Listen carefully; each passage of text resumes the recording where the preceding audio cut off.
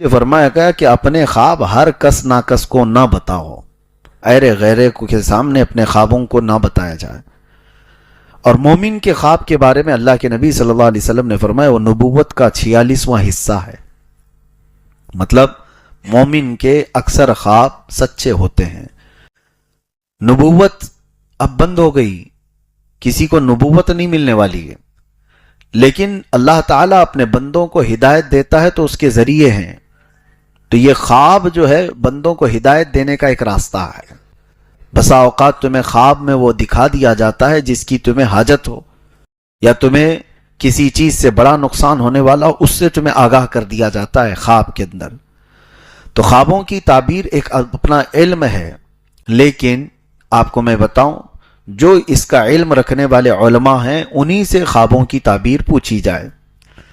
اور خواب کی تعبیر دیکھنے والے پر بھی ڈیپینڈ کرتی ہے، حالت پر بھی ڈیپینڈ کرتی ہے، کس وقت دیکھا، دن میں خواب دیکھ رہا تھا یا رات کے وقت سونے میں خواب دیکھا ہے، اور دیکھنے والا کیسا ہے، متقی پرہیزگار ہے یا فاسق و فاجر آدمی ہے۔ ایک ہی خواب ہو سکتا ہے لیکن دونوں کے معنی الگ الگ ہو سکتے ہیں۔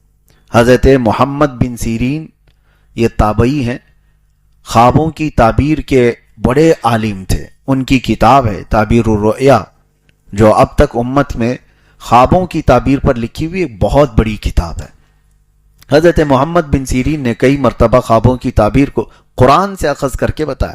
ابھی جیسے ہم نے سورہ یوسف پڑھا ہے، اسی میں ایک آیت کو لے کر کے انہوں نے خواب کی تعبیر کس طرح سے بتائی، میں آپ کو بتاتا ہوں۔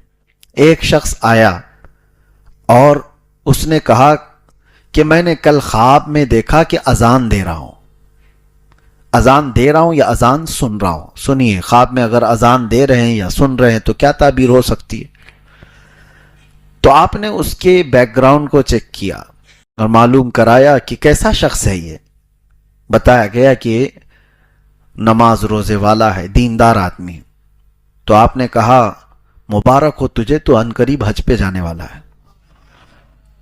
خواب میں اذان دیتے ہوئے سننا یا اذان خود دے رہا ہو تو اس کی تعبیر یہ ہے کہ وہ حج پر جائے گا۔ مجلس ختم نہیں ہوئی تھی کہ ایک اور شخص آیا اور اس نے کہا کہ میں نے خواب میں دیکھا ہے کہ اذان دے رہا ہوں یا اذان سن رہا ہوں۔ تو آپ نے اس کے متعلق معلوم کیا، خواب تو سیم تھا، تو معلوم کیا تو پتہ چلا کہ یہ جھوٹا آدمی ہے، فاسق و فاجر ہے، فلاں فلاں چیزوں میں مبتلا رہتا ہے۔ تو آپ نے کہا تو نے خواب میں اذان سنا، عنقریب تو چوری کے جرم میں پکڑا جائے گا۔ کتنی ڈیفرنٹ ہے، بہت زیادہ الگ ہے۔ دیکھا کچھ اور ہے اور اس کی تعبیر، اور دونوں کو انہوں نے قرآن کی آیت سے بتایا۔ پہلے والے کو کہا، اللہ قرآن میں فرماتا ہے وَأَذِّن فِي النَّاسِ بِالْحَجِّ، جہاں حج کا ذکر آیا ہے وہاں اذن کہا ہے اللہ تعالیٰ نے کہ بلاؤ، لوگوں کو اذان دو، یعنی اعلان کرو۔ اس آیت سے کہا کہ وہ حج پر جانے والا ہے۔ اور دوسرے کو جو چوری کا آپ نے فرمایا چوری میں پکڑا جائے، اس کو بھی آیت سے بتایا، قالوا اذن مؤذن بینہم، یہ سورہ یوسف میں ہے کہ ایک اعلان کرنے والے نے اعلان کیا کہ یوسف علیہ السلام کے جو اب واقعہ ہے اس میں آپ سماعت کریں گے، ان کی کٹوری چوری ہو گئی اور پھر چور پکڑے بھی گئے۔ تو اس آیت سے انہوں نے کہا کہ جو خواب میں فاسق و فاجر آدمی نے اذان دیتے ہوئے سنا ہے تو وہ چوری کے جرم میں پکڑا جائے گا۔ خوابوں کی تعبیر ایک اپنا علم ہے۔ کبھی ایسا ہوتا ہے کہ کسی کی موت دیکھنا وہ اس کی زندگی کی علامت ہے، اس کی لمبی عمر کی علامت ہے۔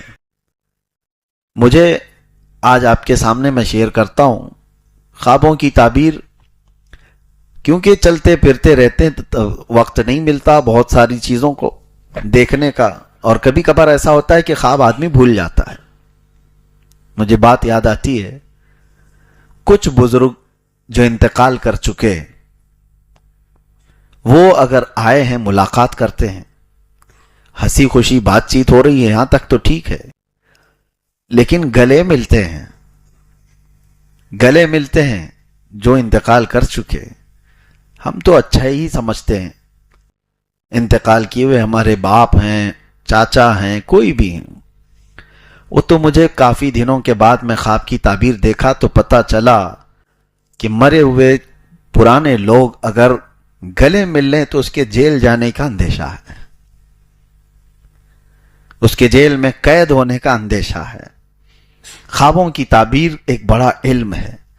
اب آپ کو میں ایک بات بتاتا ہوں، خلیفہ ہارون رشید کی بیوی زبیدہ خاتون نے بھی ایک بار خواب دیکھا تھا، اور اتنا بھیانک خواب دیکھا تھا، یہ حضرت محمد بن سیرین کے حیات میں موجود تھیں، جب وہ تابعی خود موجود تھے، خوابوں کی تعبیر کے سب سے بڑے عالم ہیں۔ تو زبیدہ خاتون نے خواب یہ دیکھا کہ اجتماعی طور پر بہت سارے لوگ ان کی عزت لوٹ رہے ہیں، عصمت دری ہو رہی ہے۔ تو بہت سارے لوگ خواب میں کسی ایک عورت کی عزت لوٹ رہے ہوں تو کتنا بھیانک ہے، عورت تو ڈر جائے، بھیانک خواب ہے۔ صبح اٹھی تو پریشان ہوئی، کس سے خواب کی تعبیر پوچھوں؟ اس نے زبیدہ خاتون نے بتانے کو بھی شرم محسوس کیا کہ کیسے میں کسی کو بتا سکتی ہوں کہ خواب میں میرے سارے مرد حضرات عزت لوٹ رہے تھے۔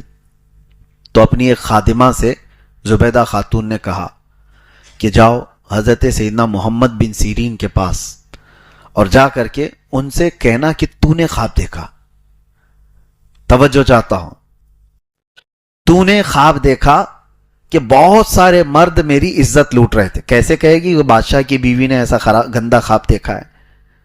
تو نے دیکھا یہ کہنا، اور کیا خواب کی تعبیر بتاتے ہیں وہ آ کر مجھے بتانا۔ لوگ ہمارے پاس بہت آتے ہیں، ان کو پوچھنا ہوتا ہے اپنی بیوی کے بارے میں، لیکن وہ کہتے ہیں میرے دوست کی بیوی کو ایسا مسئلہ ہے۔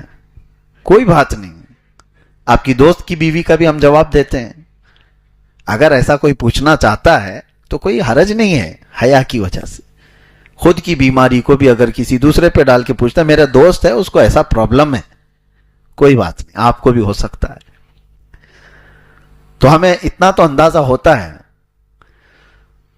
تو یہ زبیدہ خاتون نے بھیجا اپنی خادمہ کو یہ کہہ کر کے تو بول کہنا کہ تو نے خواب دیکھا ہے۔ اب ہوتا کیا ہے سنیے، ایسے خوابوں کو آپ ہمارے پاس مت بھیجنا۔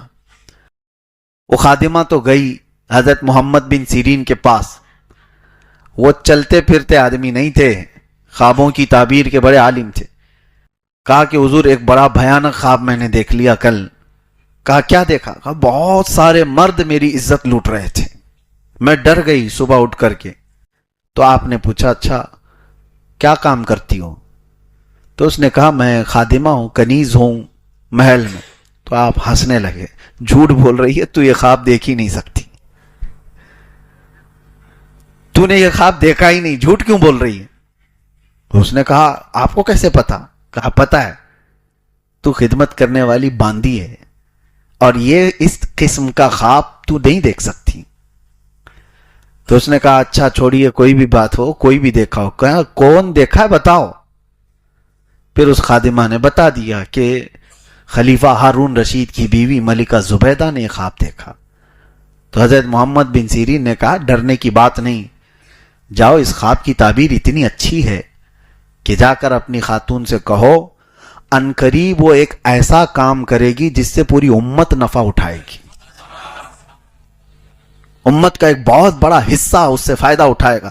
اور خواب کی تعبیر ہی ہے کہ حضرت زبیدہ خاتون حج پر آئی، عرفات کے میدان میں دیکھا حاجیوں کو پیاس سے بلکتے ہوئے، انہوں نے وہیں پر یہ اللہ کی بارگاہ میں عہد کیا کہ مولا تیرے مہمانوں کو پانی پلانے کا میں انتظام کروں گی۔ اور اس کے بعد زبیدہ خاتون نے دریائے دجلہ بغداد سے لے کر عرفات کے میدان تک 1400 کلومیٹر کی نہر بنائی، اور وہاں سے جب پانی چھوڑا تو میدان عرفات تک پانی آ گیا، اور ایک دو نہیں 1200 سال تک حاجی لوگ اس سے پانی پیتے رہے۔ اس خواب کی تعبیر تھی یہ، 1200 سال تک لوگ اس سے نفع اٹھاتے رہے، چلچلاتی ہوئی دھوپ میں، اس کے علاوہ پانی کا کوئی وہاں پر ذریعہ نہیں تھا۔ اب جا کر کے وہ بند ہو گیا جب سعودی حکومت آئی، لیکن اس کی باقیات آج بھی موجود ہیں، آج بھی وہ نہر اسی انداز سے حجاج اکرام جو بھی جاتے ہیں زیارت کرتے ہیں وہ دیکھتے ہیں عرفات کے میدان سے مزدلفہ جانے کے وقت یہ نہر زبیدہ نظر آتی ہے آج بھی۔ اور حد تو یہ ہے کہ خلیفہ ہارون رشید نے ان سے پوچھا تھا کتنی لاگت آئی اتنی لمبی نہر بنانے میں؟ تو زبیدہ خاتون نے کیا کہا اپنے شوہر سے؟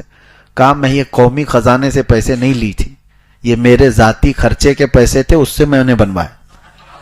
قومی خزانے سے اگر بنائی ہوتی تو میں آپ کو حساب دیتی، یہ میرے ذاتی خرچوں سے میں نے بنایا، لہٰذا حساب میں آپ کو بھی نہیں دوں گی، قیامت کے دن صرف اللہ کے پاس ہوگا۔